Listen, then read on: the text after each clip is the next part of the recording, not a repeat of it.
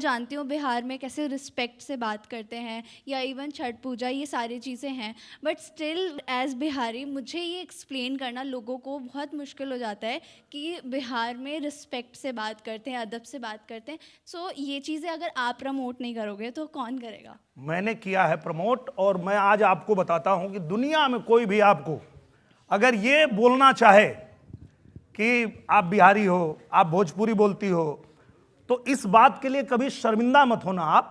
आप ये बोलना कि आपको देखना है, माई जाके देखो, बनाया है मैंने, आपको देखना है, अभी फसल आई है। अगर वो हिंदी में होती तो उसको नेशनल अवार्ड मिलता। उसमें एक गाना था, मरून कलर सड़िया, पूरे पृथ्वी पे ट्रेंड कर रहा है, आपने देखा होगा। तो उनको बताइए कि ऐसा नहीं है, वो जानबूझ के साजिश करते हैं आपको नीचा दिखाने के लिए। लेकिन उनको गर्व से कहिए, जैसे मैं कहता हूं कहीं भी जाता हूं, चाहे रहिया बॉम्बे दिल्ली, चाहे रहिया मसूरी में, लिखिया पढ़िया कौनो भाषा, बतिया भोजपुरी में।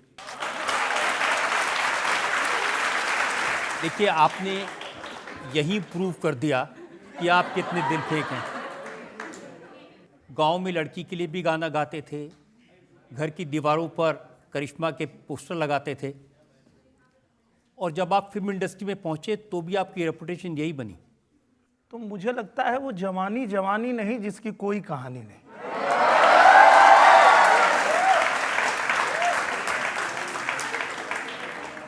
भैया, ये जीवन मिला है, बाद में फिर मिलेगा कि नहीं मिलेगा पता नहीं है। तो हमको ऊपर जाके ये नहीं चाहिए कि भगवान कहें कि भैया तुमको सब कुछ दिया था तो तुम ऐसे ही कहाँ आ गए। तो इसलिए हम तो कोई मौका छोड़ते नहीं है। मैं भी मौका नहीं छोड़ूंगा। आपसे पूछ लेता हूं, आम्रपाली से आपका क्या चक्कर है?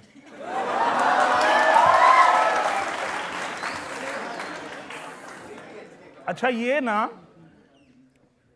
जो हमारे दर्शक हैं, ये चक्कर यही बनाते हैं। तो जब मैं पहले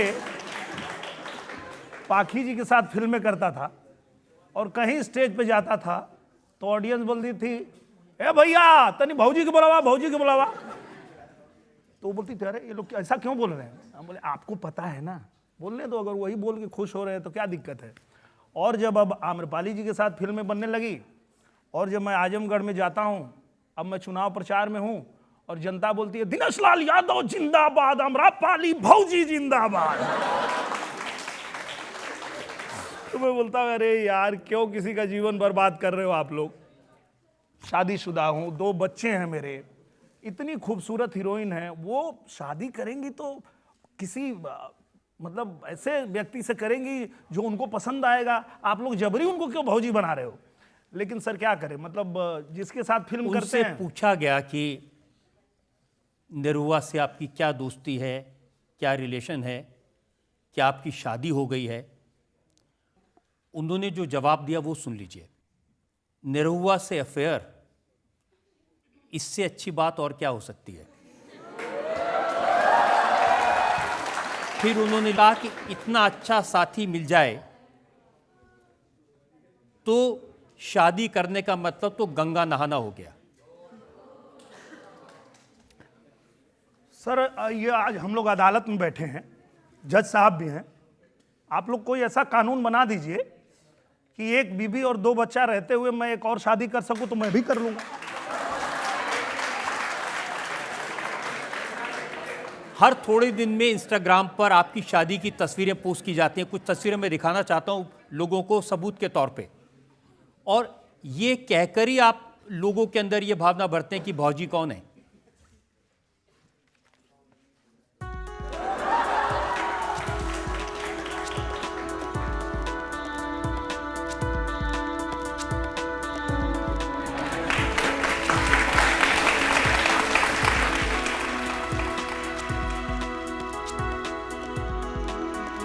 हर थोड़े दिन में ऐसा लगता है कि आपकी शादी हो रही है आम्रपाली से।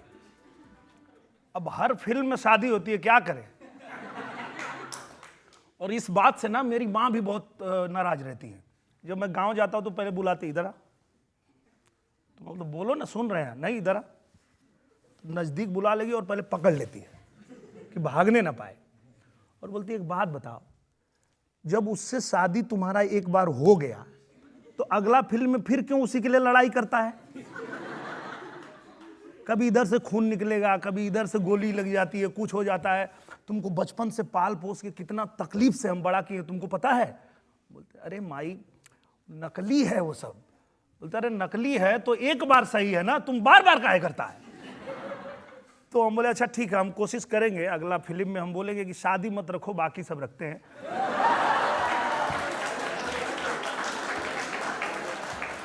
लेकिन ये तो सही है कि हर फिल्म में शादी होती है, ये तस्वीरें उस शादी की हो सकती हैं, लेकिन आप अयोध्या जाएं, रामलला के मंदिर में दर्शन करने के लिए जाएं, तो आपके साथ वही हो। अब क्या होता है कि मान लीजिए कि कोई फिल्म हम कर रहे हैं जिस हीरोइन के साथ, या किसी शो में गए हैं किसी हीरोइन के साथ, और वहाँ कोई धार्मिक स्थल है और हम जा रहे हैं और हीरोइन भी करें कि अगर आप जा रहे हैं तो मैं भी दर्शन कर लूँ, तो मैं क्यों कहूँगा कि रामलला का मैं अकेले दर्शन करूँगा, आपको नहीं लेके जाऊँगा। तो साथ में जाते हैं फिल्म के दौरान, तो ऐसा देखने में लगता है कि हर जगह साथ में जा रहे हैं। इतने इनोसेंट भी नहीं हैं आप। मैंने एक इंसिडेंट के बारे में जानकारी हासिल की है। राम भद्राचार्य जो बड़े सन्यासी हैं, साधु हैं, उनको मिलने गए और उन्होंने आम्रपाली को देखकर आपसे पूछा कि आपकी बहन है क्या, और आपने कहा कि ये तो अब अर्धांगिनी बन चुकी है। बताता हूँ, उसके पीछे कारण है। हम गए बाबा का दर्शन करने और बाबा मेरे जाते ही कह रहे अरे निरहुआ सटल रहे, आओ आओ आओ आओ। हम गए, पैर छुए, प्रणाम किए, बाबा हमसे मजा लेने लगे। बोले ये तुम्हारी बहन है? तो हम भी बाबा से मजा ले लिए कि नहीं ये हमारी अर्धांगिनी है। अगर मतलब वो हम लोग के गुरु हैं और वो सब कुछ देखते हैं, वो तो यहाँ तक उन्होंने कहा है कि उन्होंने भगवान राम को भी देखा है। तो जब आप इतना देखें तो ये 35 फिल्म में मेरी मतलब बीवी बनी है, वो देख ही नहीं रहे हैं, और एक भी फिल्म में बहन नहीं बनी है और बोल रहे हैं कि बहन है।